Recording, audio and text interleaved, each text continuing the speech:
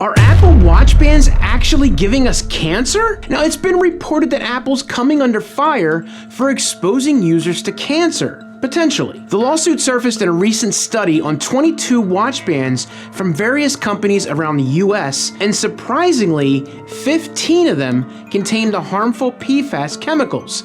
Now, exposures to which can cause some serious health issues. Now, Apple was named specifically with a few of their bands. In this video, I'm going to explore this topic and help you make sure you know what's being done. I first heard about this during my live stream. Apple is making their bands using a fluoroelastomer, which is a synthetic rubber that contains fluorine. The lawsuit claims that Apple hid the fact that the synthetic rubber actually contains PFAS chemicals within all other manufacturing materials. Now, the bands mentioned to contain this are the Ocean, the Nike Sport, and the regular Sport watch bands. Of course, it's the Ocean band, the only one I like. So you might be asking yourself, what the heck is PFAS? It's a group of synthetic chemicals that are resistant to water, heat, and oil. They're also known as forever chemicals because they do not break down easily in the environment. With that description, what did they think was going to happen? Now, the long list of potential health risks with PFAS includes cancer, kidney and testicular, hormone disruption, liver and thyroid problems, interference with vaccine effectiveness, reproductive harm, and abnormal fetal development. Now, I had no idea what any of this was before I looked it up.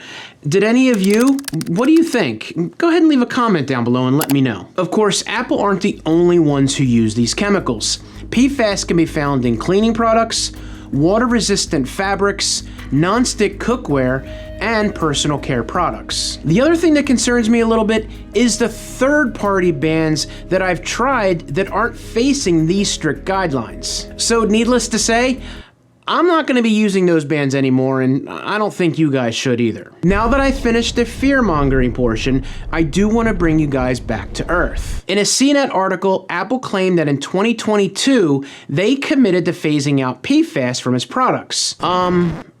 What about before then? If they weren't dangerous, why did you remove them from the products? I don't know. Of course, Apple has long claimed that the watch bands that are made from that fluoroelastomer, but not the harmful PFAS chemicals. The company asserts that the fluoroelastomer is safe and thoroughly tested to meet the health standards. Sure, Jan.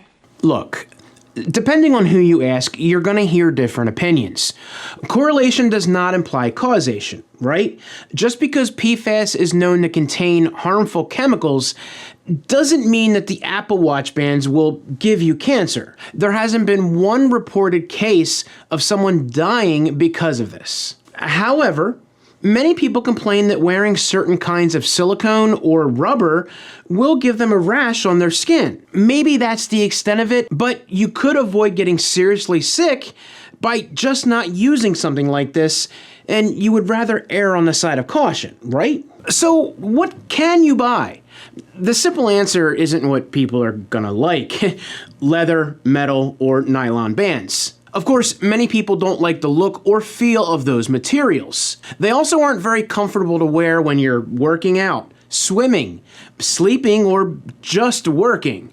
So, is there a rubber material that doesn't contain these chemicals? Now, I did find a couple good articles that address this question by simply checking the materials to be sure that it shouldn't contain the chemicals in question. For example, things not labeled fluoroelastomer or being made of different and specific materials like silicone, nylon, or leather. Also, more high-end bands tend to be the biggest culprits of the PFAS chemicals, so ones that are inexpensive, like under 30 bucks, should be good. Just take a couple extra minutes to verify this with the band that you like, and if you can't find it or get a response, it's up to you on how you want to proceed forward. I linked a few bands that I found that look to be PFAS-free and that you can check out for some options. After reading a ton of articles and watching a bunch of news videos on this, it seems like a big what if. Now, it seems like the story really isn't being covered over here in the States all that much.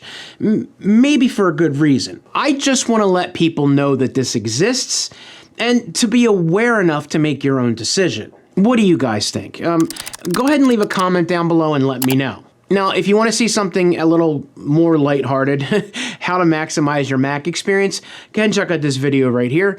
If you enjoy my content, go ahead and hit that subscribe button and ring that notification bell so you won't miss my next video. See ya.